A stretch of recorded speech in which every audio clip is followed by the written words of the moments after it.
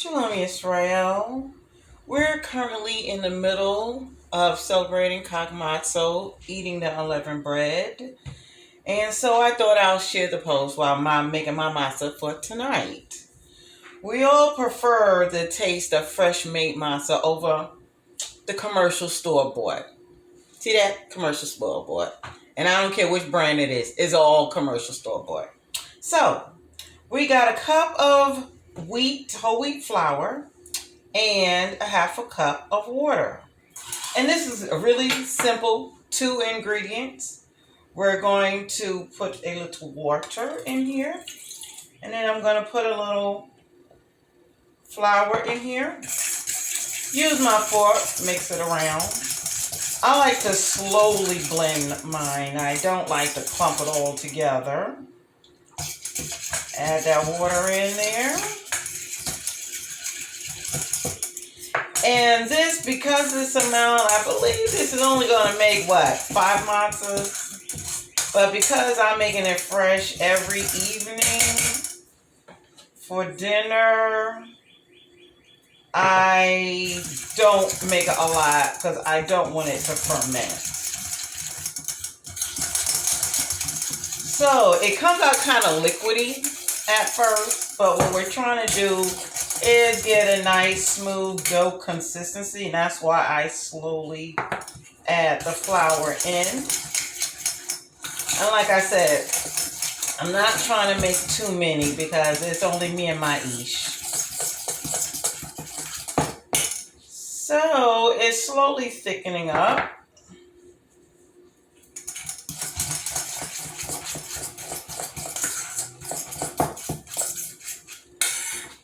And just keep mixing it until you get that, so you'll be able to knead it to the consistency we need.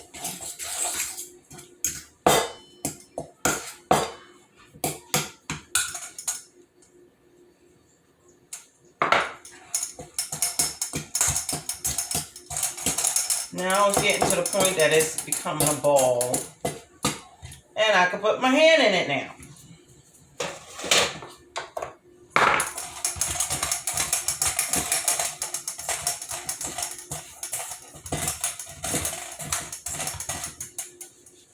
So now we got a ball. So now what we're going to do is we're going to separate these balls into individual bowls to start making the matzah.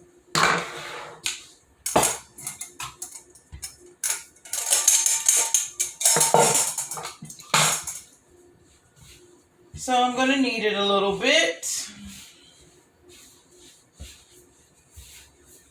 because I want to make sure it's not sticky in my hand. So now, let's see how many parts we can make out of this. Now, it all depends on how big you want to make your matzahs. Right now, I have 1, 2, 3, 4, 5, 6, 7, 8 pieces. So, even better. It's more than just the 5 that I thought. And now I'm going to make my little bowls. Grab your flours. Make sure you keep your hands dry.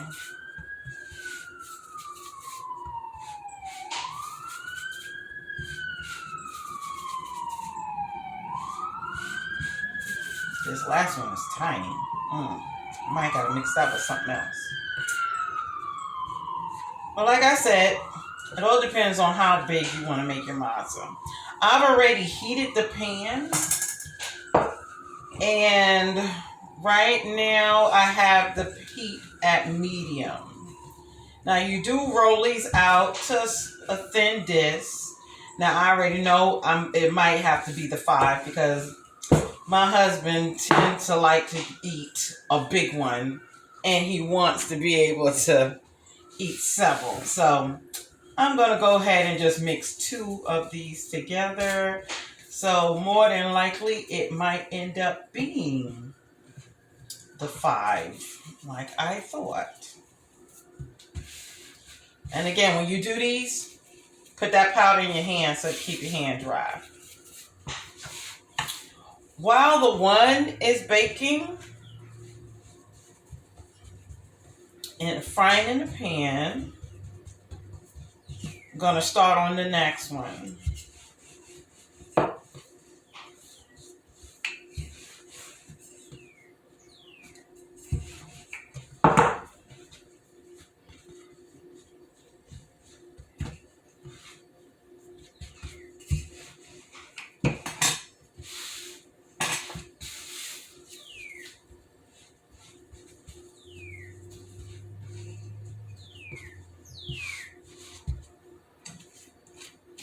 And I tend to find to flip mine several times because I like to have it an even coat.